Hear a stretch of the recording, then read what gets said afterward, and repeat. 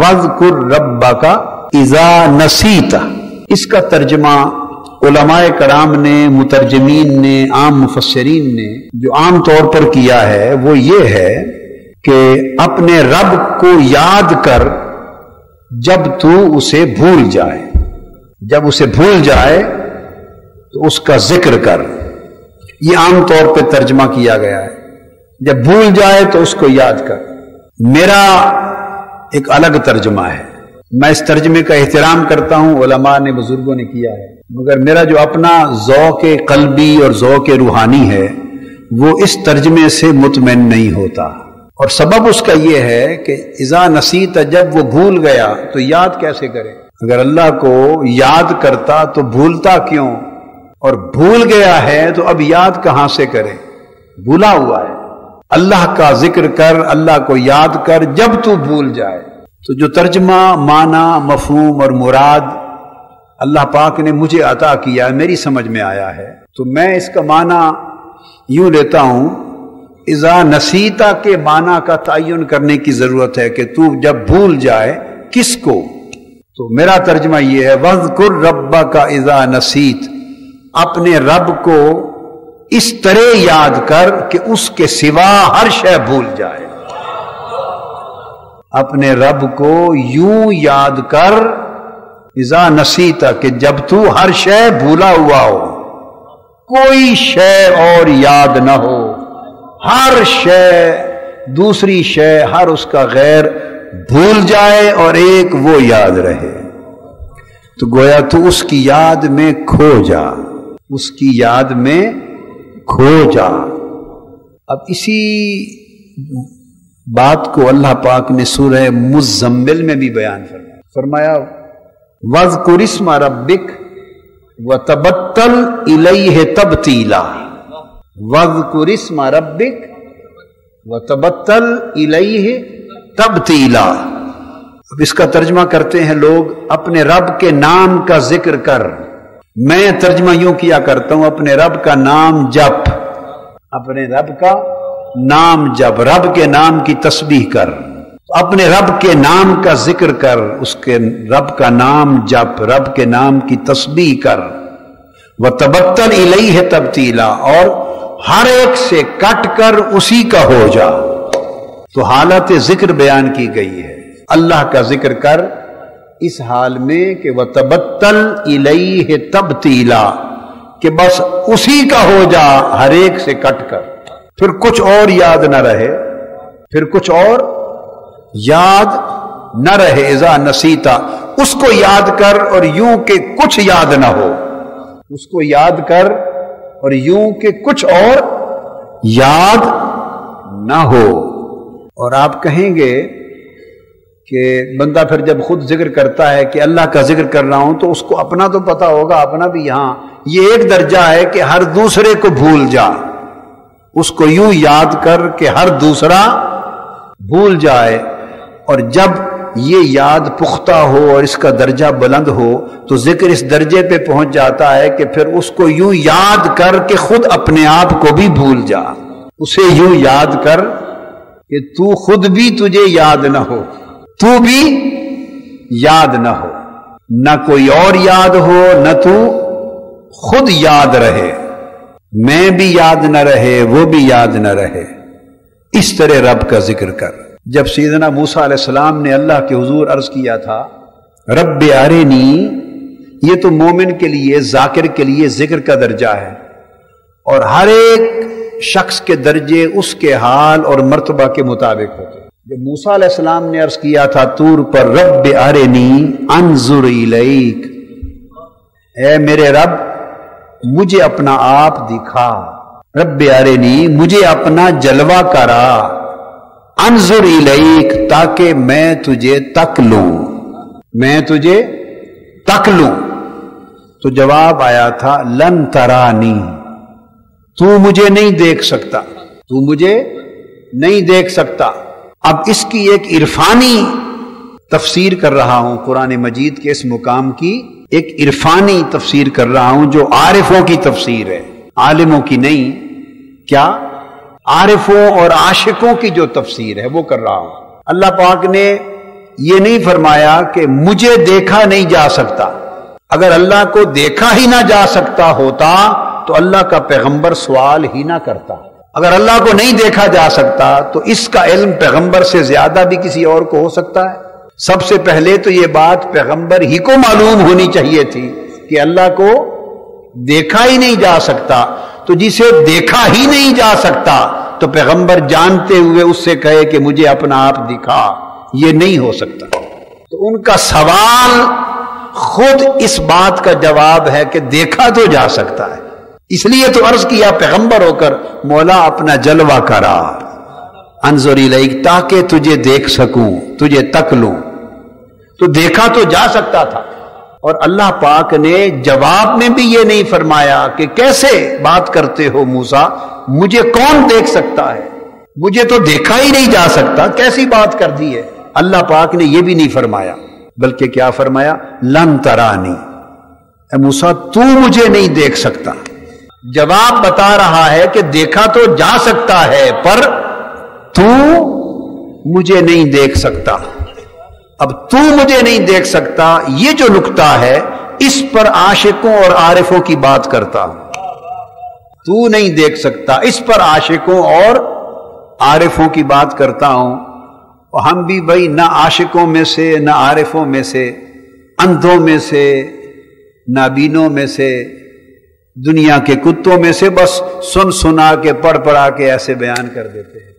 اور سنا اس لیے دیتے ہیں کہ شاید سناتے سناتے کبھی ہمیں بھی سمجھ آ جائے گی.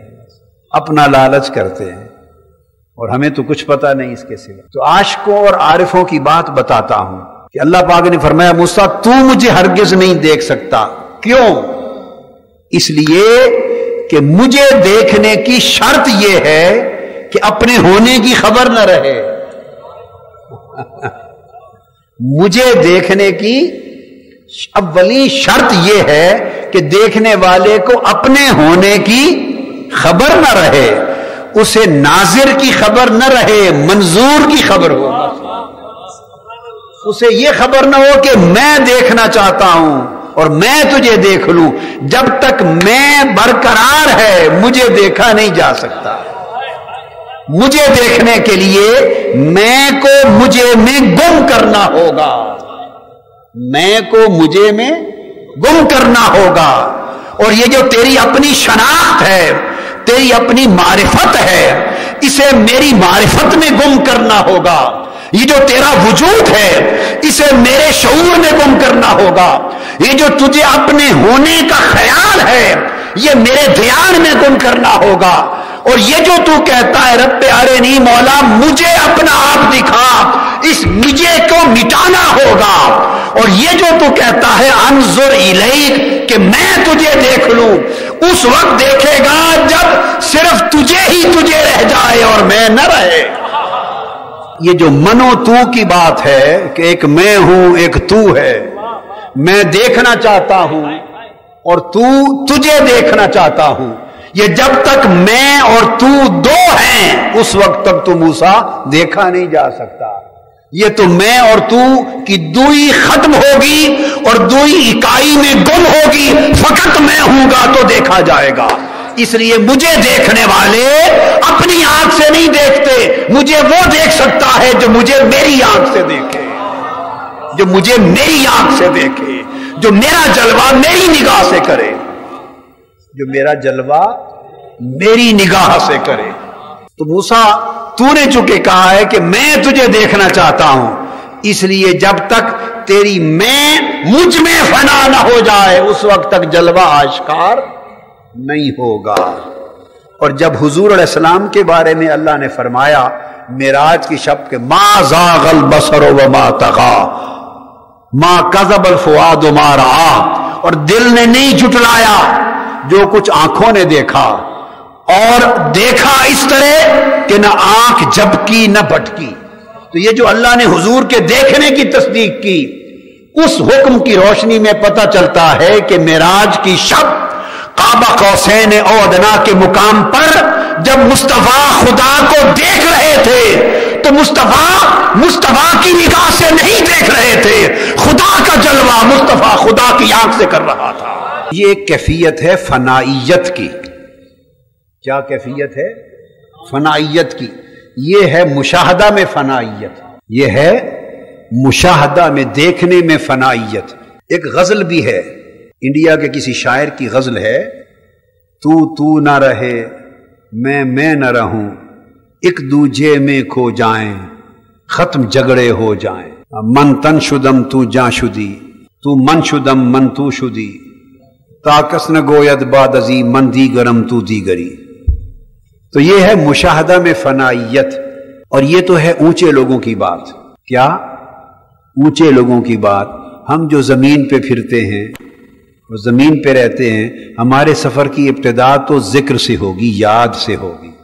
تو یاد میں چلتے چلتے پھر مشاہدے تک جا بات پہنچتی ہے. ذکر ایک ایسی چیز ہے، ذاکر ہمہ ذکر و ذکر مذکور شبد. اگر ذکر کرتے رہیں اور ذکر میں فنا ہوتے رہیں اور ذکر میں ہر غیر کو بھول جائیں، اور بھولتے بھولتے بھولتے ذکر میں محویت ہوتی ہے.